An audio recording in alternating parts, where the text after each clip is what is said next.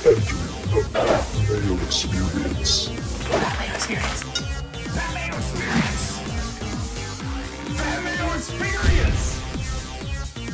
Experience. Welcome to the Pat Mayo Experience Week 10 Injury Report and Updated Rankings. If you are looking for said updated rankings, hit the description of the video and or podcast. Hit me up on Twitter, Facebook, or just go to dkplaybook.com. It's all listed there. All of the other shows from the week are also in the description as well. One-stop shopping. That description has the time codes too, so that's where you want to hit up. Want to let everyone know that myself and Gary and Thorne and Tim Andicust will be live 10 a.m. Eastern Time on the DraftKings YouTube channel Sunday morning for an hour and a half, updating all of these injuries, updating the rankings, once again, going over the games, and taking your start-sit questions for the week. You want to tune into that. Even if you don't bother coming in, come in, smash the like button, you can take off. It all just kind of helps. And the race for 10 million downloads continues. Even if you just watch on YouTube, please subscribe to the audio podcast, download, rate, and review, all that fun stuff. As a giveaway today, if you hit the like button, leave your DK handle in the comment section,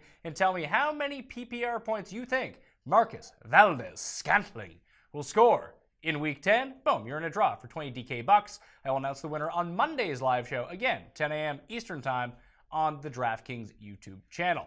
Let's get to these injuries. First up, James Conner from the Thursday night game has a concussion. He went into protocol. He will have 10 days in order to pass that, so he should be able to clear it.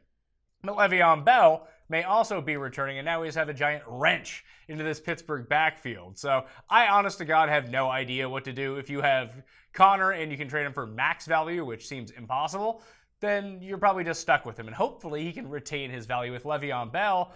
Even if he signs the tender and he comes back, how much is he really going to be used? Is it going to be all the way back and he's classic Le'Veon Bell and you're sitting with Le'Veon Bell and you have the best player in fantasy for the stretch run? That's an option. It seems like an unlikely option, but it's in the range of outcomes. I would not anticipate much from Bell the rest of the season, to be perfectly honest with you. If you can sell him right now for 65, 70 cents on the dollar, unless we hear some sort of horrible news about James Conner in the upcoming days, I'd probably take it, to be perfectly honest with you. I don't think those guys want him back.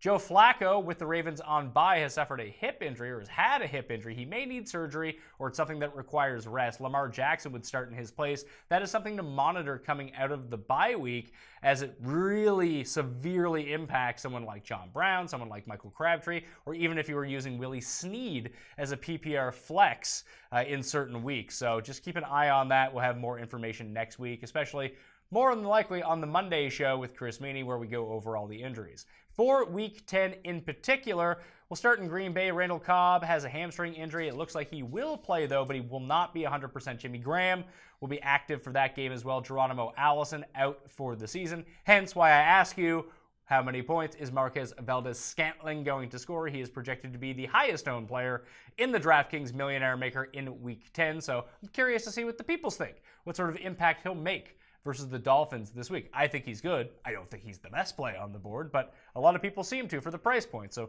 we'll see how that turns out. I think a capable pivot is going to be like Christian Kirk or Allen Robinson in that area, because you probably don't want to play 30% Marquez Valdes-Scantling. In Seattle, Chris Carson is going to be a legit game-time decision with both a groin and hip injury. That would leave Mike Davis to be the only back in Seattle, along with Rashad Penny. But Davis will control most of the snaps out of the backfield, probably a 70+% share. He would be a top 15 running back for me this week. I love him on DraftKings. The problem is Seattle and Rams is a later game. It's a 4 o'clock game on Sunday, so you're not gonna know. For DraftKings, this is where you utilize the late swap. If you want to move on or off of Mike Davis, I think he's a fantastic play, and because of the uncertainty, it's going to kill his ownership for season long. You want to put Mike Davis into your flex just in case he doesn't go. That leaves you more options to get out of it should Chris Carson play. I still think that Davis would be better than Carson, even if Carson is active, but you're probably looking at more of a 50-40-10 sort of split between the three of them instead of like a 70-30 or 80-20 split, which you would see between Davis and Penny. I think he's an excellent play should Chris Carson sit, and frankly, it's not looking great for Chris Carson to play as of right now. In Cincinnati, A.J. Green is out for a few weeks. Josh Malone, who is potentially going to play the outside, is also out with a hamstring injury, meaning you're going to get a ton of Tyler Boyd, but is he going to play the slot? Because Alex Erickson is probably the one who is most likely to step on the field, and that would probably push Tyler Boyd to the outside, along with John Ross on the other side. Other names in contention for that, Cody Core, potentially. It'll be really interesting to see if the Bengals reveal their hand, because that could unlock a lot of DraftKings value if we know the majority of the 3 wide receiver sets that they're rolling out. For me, I think that Ross is an excellent flyer with upside. Definitely has 0 potential, but a nice flyer because of the big play potential. Boyd's a lock. And CJ Uzomah, to be perfectly honest with you, is someone that you need to play. There's so few good tight ends, and just because he disappointed before the bye week doesn't mean he's going to disappoint every week, especially when you concentrate the market share in this offense sans A.J. Green, especially in the red zone. So keep an eye on that. Tennessee, Tywan Taylor is likely out, and it looks like Taja Sharp is going to be in. It's a very sneaky play if you're in desperate need of a wide receiver. Everyone's all over Corey Davis. Taja Sharp had been playing more snaps before the Monday Nighter when he hurt his foot, so hopefully he can get back to 100% and regain that snap share that he was seeing from 3-4 weeks ago.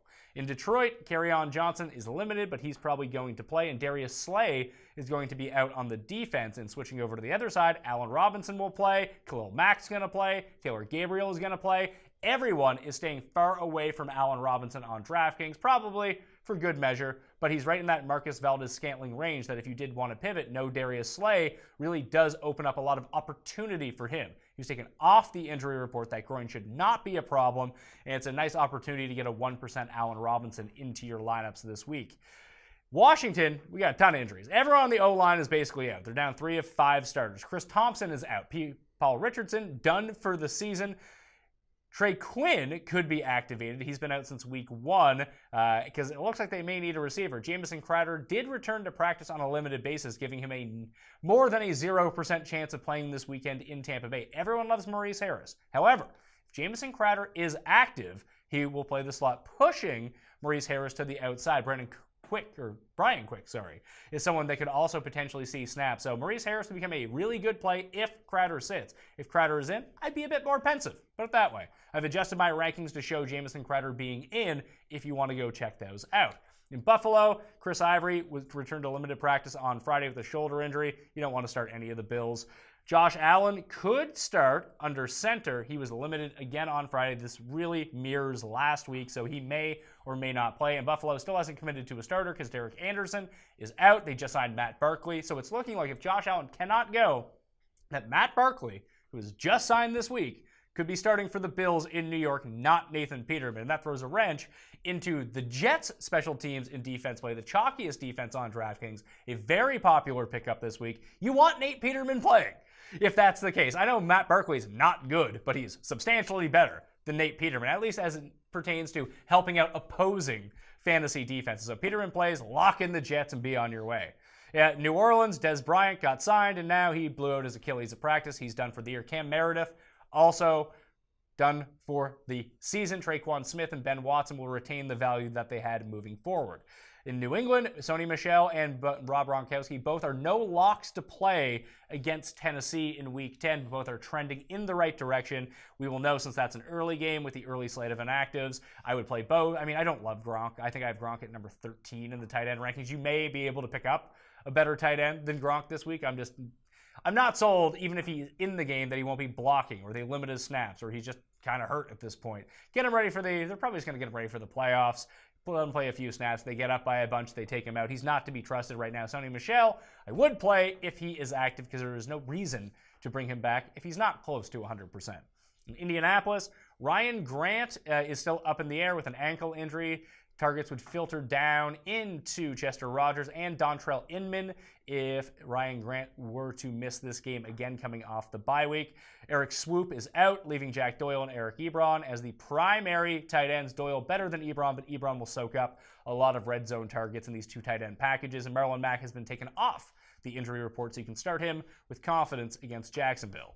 On the Jag side of the ball, Leonard Fournette has also been taken off the injury report. He's full go. James O'Shaughnessy with his hip injury should return as well. You can probably drop David Grinnage if you were the 0.5% of people that owned and started David Grinnage on a week-to-week basis, which means you're probably in last place, so it doesn't really matter.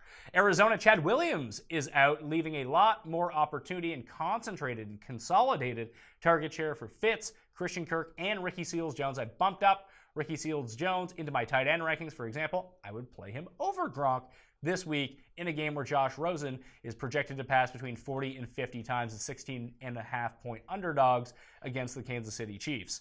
With Cleveland, David Njoku is limited. He's probably going to go. With the Jets, Josh McCown is starting for Gang Green. Quincy Enunwa is off the injury report, and Robbie Anderson is doubtful with that ankle injury. So Enunwa probably plays the outside and draws Tre'Davious White, leaving Chris Herndon and Jermaine Kearse to patrol the slot. If you had to play any of them, Jermaine Kearse would be the guy for me. Showed a great rapport with Josh McCown last year. Everyone talks about Robbie Anderson and the rapport that those two had.